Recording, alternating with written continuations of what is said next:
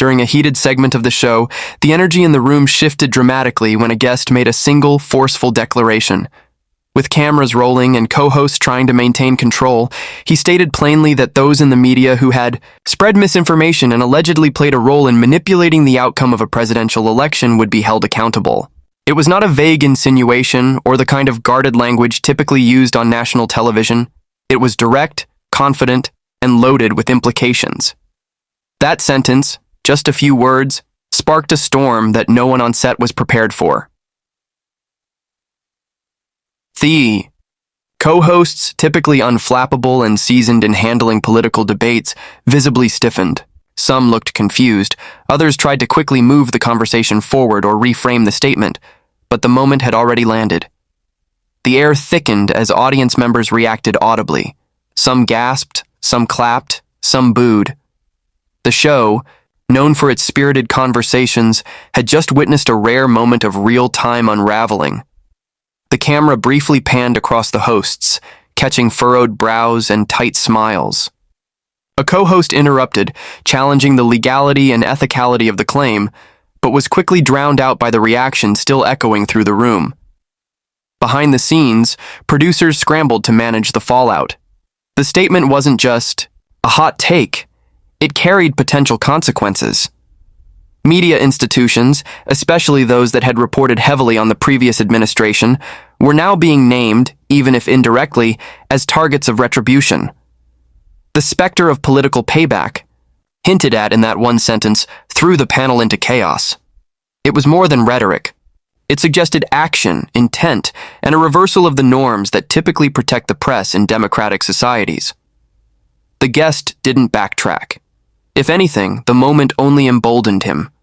As others on the panel tried to steer the conversation back to more comfortable ground, he held steady, continuing to criticize what he called the complicity of media voices in shaping false narratives.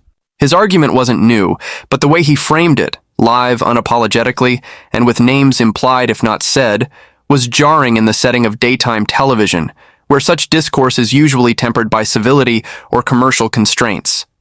Social media platforms lit up within minutes. Clips of the statement circulated rapidly, some edited to highlight just the declaration, others showing the immediate reactions from the hosts.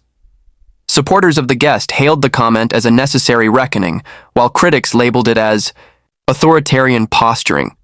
Journalists and commentators weighed in, pointing out the dangers of normalizing threats toward the press, even in rhetorical form.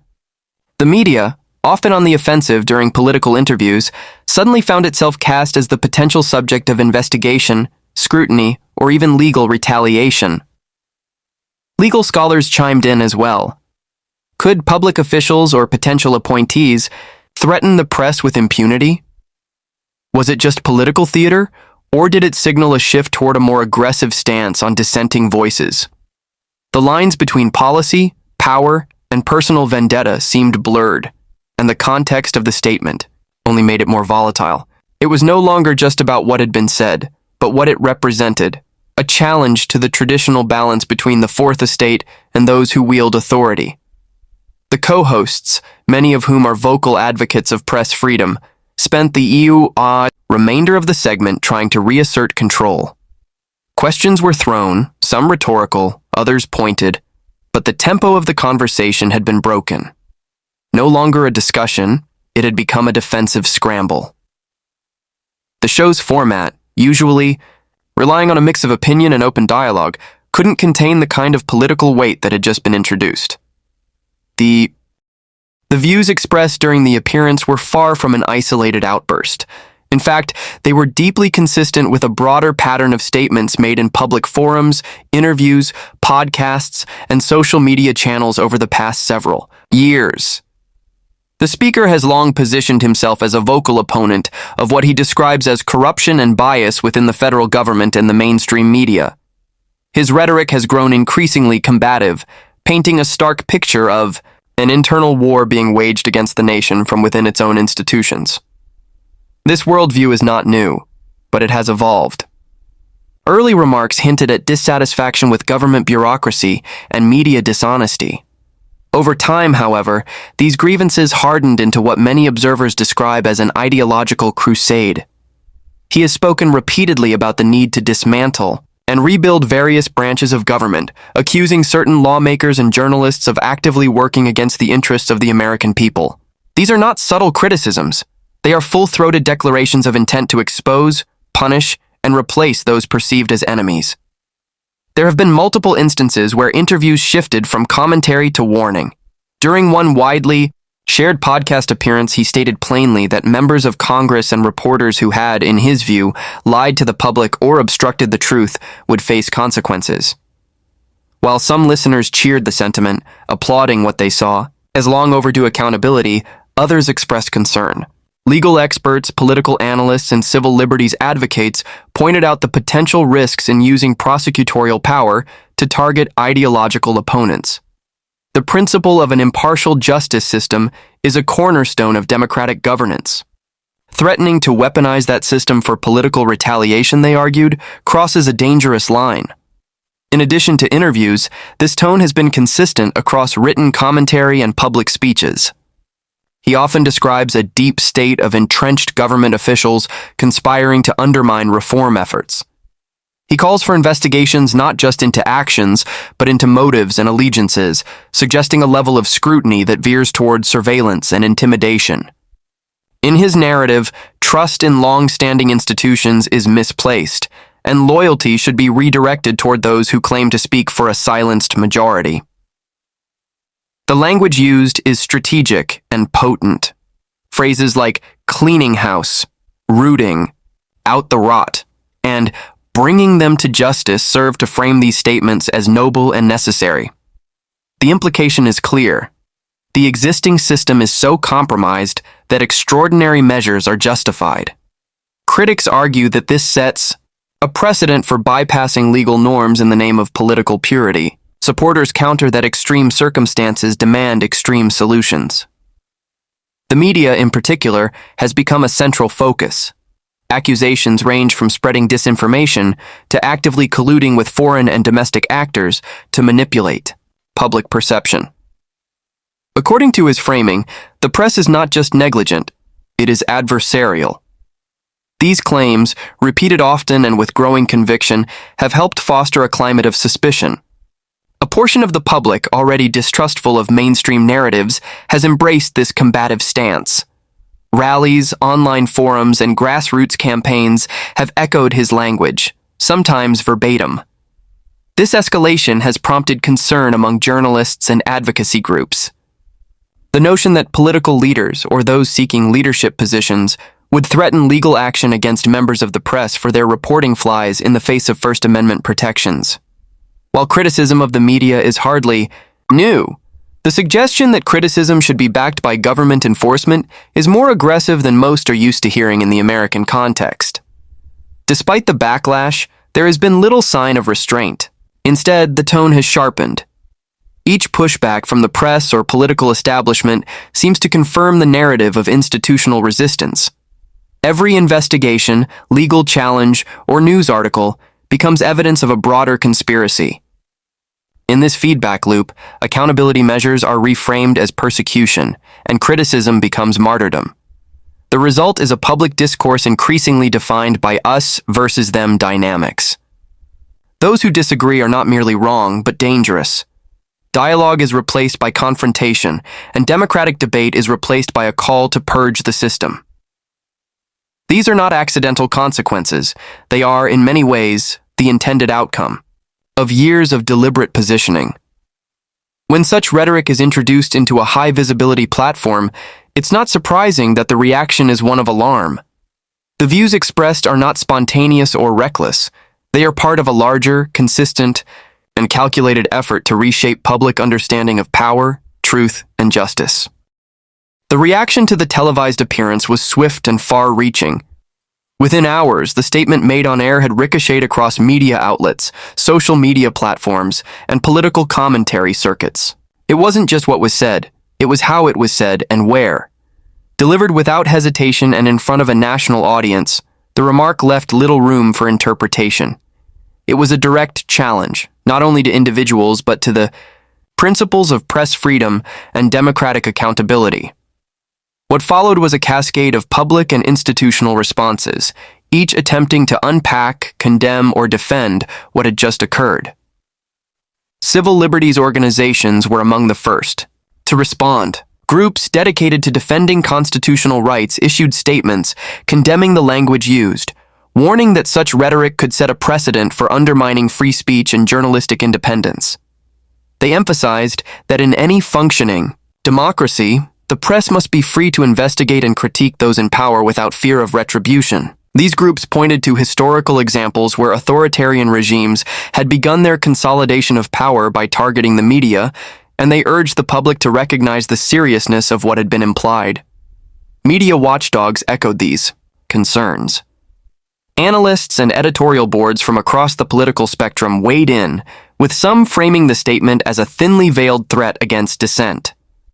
The idea that journalists could be held accountable through government mechanisms, simply for reporting unfavorably or for challenging narratives, struck at the heart of press independence. They emphasized that holding the press to ethical standards is one thing. Leveraging the machinery of government to punish or silence it is something entirely different. Prominent journalists also took to their platforms to express outrage. Many cited the potential chilling effect such remarks could have on investigative reporting.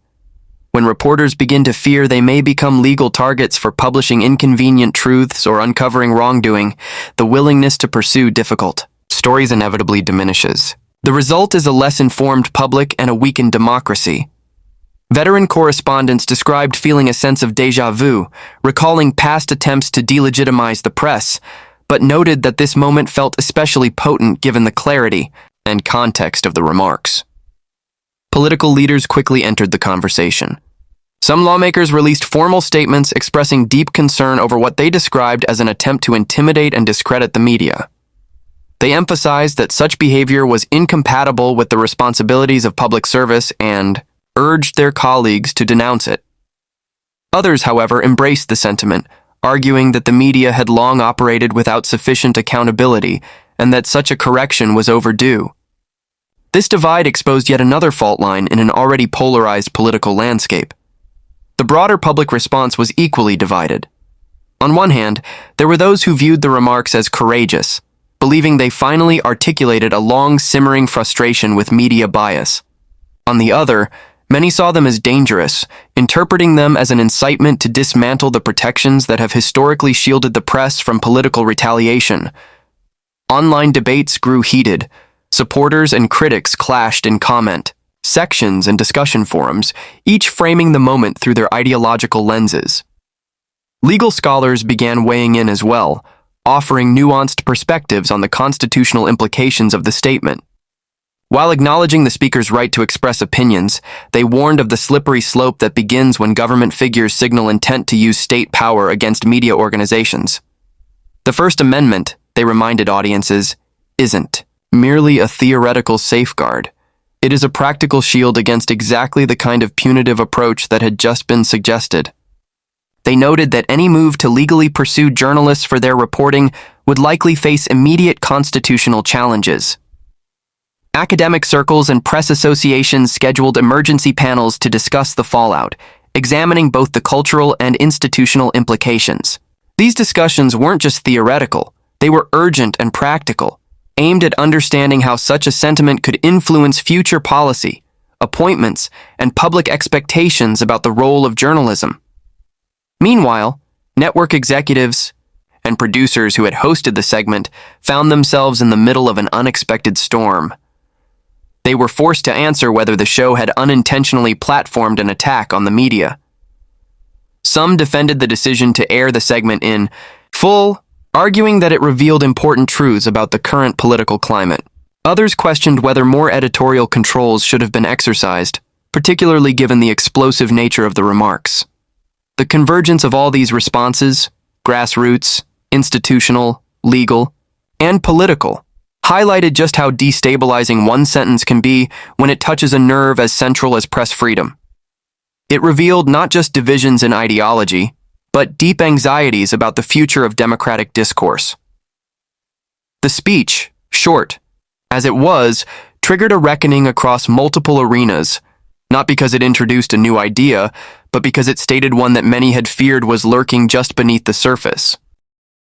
The possibility of someone holding such polarizing views being considered for one of the most powerful and sensitive positions in federal law enforcement raised immediate and intense debate.